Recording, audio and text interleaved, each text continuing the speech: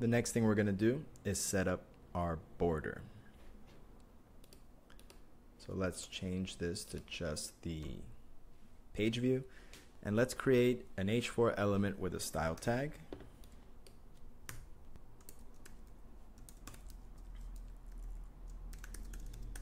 You should be doing this every time just to build up the muscle memory. And we create our style tag. Oops.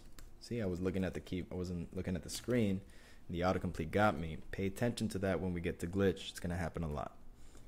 We'll create a style tag, okay. Create a CSS rule for the h4.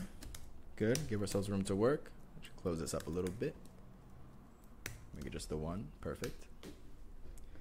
And add a border property with the value of solid red 1px.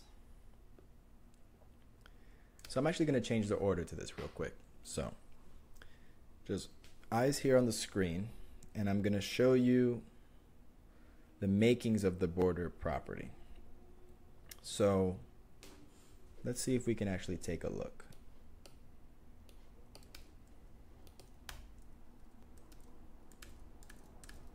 Perfect.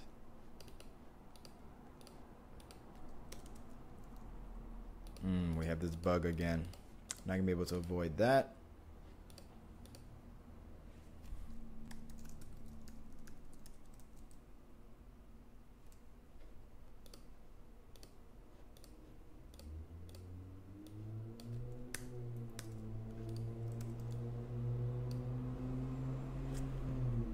So we have here our Lennyroy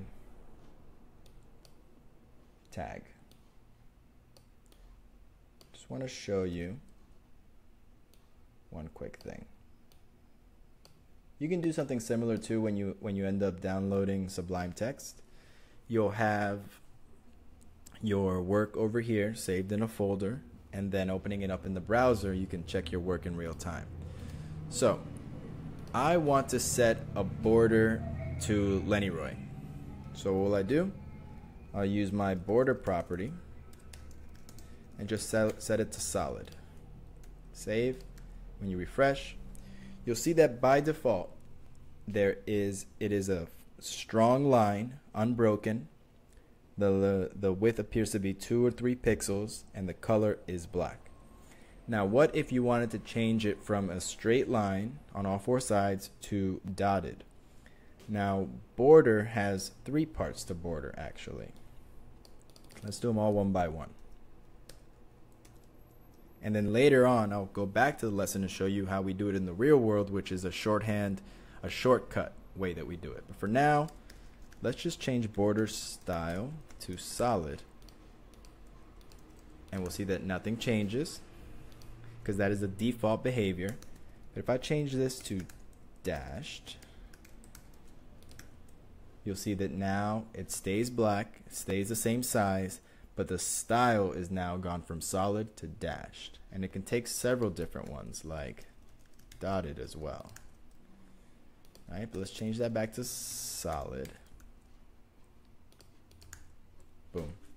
Now you can change something else. You could change the border color.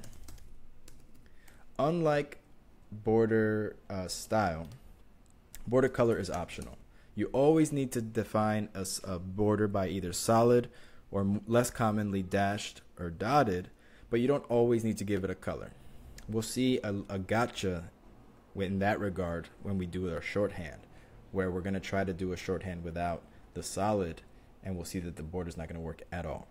So we're going to change this to red.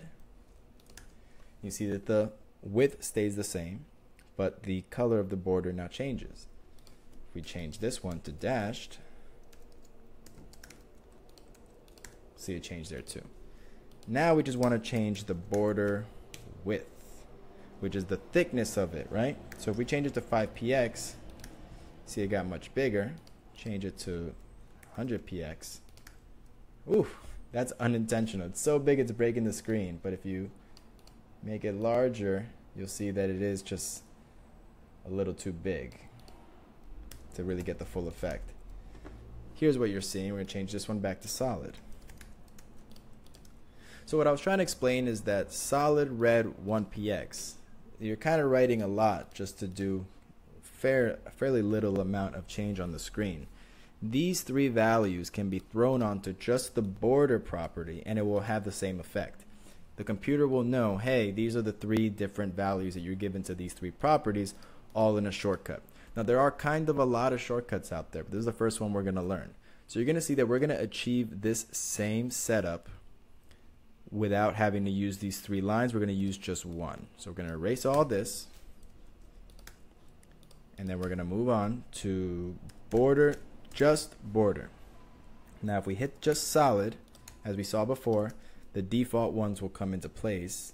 But if we just add one more, a red, now it's going to be solid, it's going to be red, it's going to be the same size, but the property is going to change. And you see we didn't have to include border color to get the difference. And now we add 10px as the size, the border width, and we can see that we achieved all three in one shot. Now what happens when we remove red? Will this stay the same size even though there wasn't a red in between? Oops, it does. Now what if we do it in a different order, like red, 10px, solid? Will this work? Remember I told you the solid one is mandatory, so does it matter that it's not at the beginning, it's at the end? No. Now what happens if we leave out the size? Again, as long as solid is in there, you're good. Now let's see what happens when we put a size at the end and solid in the middle.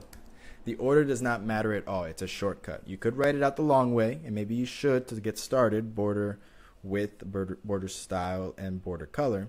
But this is the way that we do it in the wild. Now what happens if we leave solid out? And we just tell the computer to assume it's solid and make it red in 10px. Does it work? No, the solid is the only mandatory part, and it could even be thrown in at the end. So let's jump back into the lesson, knowing what we know. And we have a content editable right here, and let's go ahead and change it to just solid so we can see what we saw before. Oh, sorry about this yellow dot. And we see that it turns to the default settings for solid. And we turn it to solid blue 1px. Feel free to play with this. You'll see the same effect. If we just change it to dotted, what color will the border be? Default black. And we change it to red 1px. Now it's thinner, still dotted, and red. We change it to double, we see two lines, and we change it to dashed. A little bit of a note here not to forget the semicolon, especially when you're like jumping, you're erasing everything, and then you want to do solid blue 1px. You'll see that nothing happens because you're missing the semicolon. It kind of messes everything up a little bit. So, oh, and spelling solid wrong would do it too. So just watch out for erasing the semicolon in real life, right? But also when working with these blocks that I've put in some of the lessons. Now, I jumped to this first, but here's a reference for you to read. Pretty much the same thing we said before, where we're going to, our border solid blue 1px is a shorthand for these three properties. Very nice. And then again, the tip about putting it in different orders. So to break it down, we create it with a shorthand. When we break it down, we realize that it's part of three different properties put together with their values side by side, right? Only one space here and one space here, nothing special. And the order doesn't matter either, which is what I was bringing up here. Hold on, we got somebody outside. The perils of recording live. So the order doesn't matter in this case. In many cases it does, but in this case it doesn't. So the shortcut, the individual properties, and the values being in any order not mattering, as long as you have the solid one in there, or whatever value you set to your border style. Your border style must be included. And this last piece is that we use the border property to debug. Let me just show you what I mean by that. So if we go over to something like yahoo.com,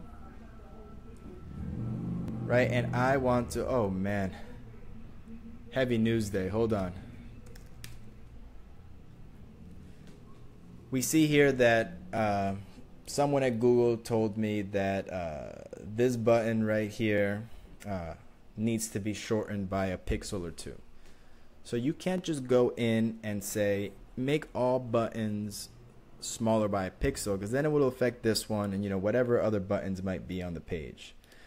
So one thing that I just want to bring up to you is that we use the border property as a debugger, pretty much by saying, hey computer, I'm going to write a code that's going to say change the border red, add a red border to anything on this page, and I would like you to just display it to me, right? It's almost like you're looking in a haystack and you're saying to the computer, find me that needle by putting this red border on it. And then once you know what element you're working with, it makes making changes easier. So let me just show you real quick in the developer tools. So this span right here, I am going to add a border solid red 1px, make that 10px. I'm gonna have to add it to something else. See, right now I didn't choose the correct selector. I chose this span tag, but it's not really what I want. So I'm gonna try again. So this is where, oh, you see it show up a little bit, but that's not exactly what I wanted. So I'm gonna try to refresh. I want the whole button right here. Border solid red 1px. See, so now I've added the property to the border to one specific element. And now I know that when I'm here, I'll only be affecting the size of this button. So if I had 100px padding, I know exactly what I'm doing. So we use the border kind of like an X marks the spot. Bam, I'm here in this element now, so I can make the adjustments that I need without worrying it about affecting globally any of the other elements. So it's kind of a way to find your place, and we use it a lot. Moving on to the challenge. Create an H5 element and style tag. Let's do that. Let's see how fast we can do it. Ready? 1, 2, 3.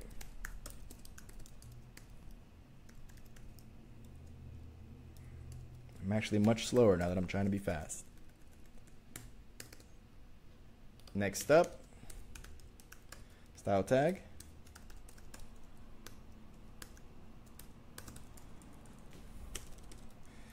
And add a border to it. See, my instructions, they're not getting lazier. They're just becoming, I'm taking into account that you might know what you're doing at this point. If not, feel free to double back. But we're going to add a border to it. And in order to add a border to it, we must call the reference, give space to work. And now we're going to add a border. So let's just try solid, semicolon, don't forget. Let's see what we have. Boom. But the challenge is asking to make the border solid 10 pixels in red. So we know we could do it one of two ways. We could do it like this, solid 10 pixels and red. There it is. Or we could do it like this. The choice is yours. Border width for the size and border color for red.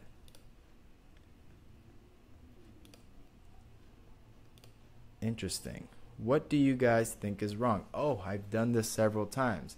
It's not border type. It's very specifically border style. And because I didn't include the border style, which we said was the most important piece, the only mandatory piece, the border didn't work at all. So we want border style solid. And now we see our border. So that's it for this one. Remember the different syntactical shortcuts here and all that implies. And then the fact that we use the border a lot, not just with what you would think for visual elements, but also as a way to work on our CSS styling and find things more easily. So I'll see you at the next one.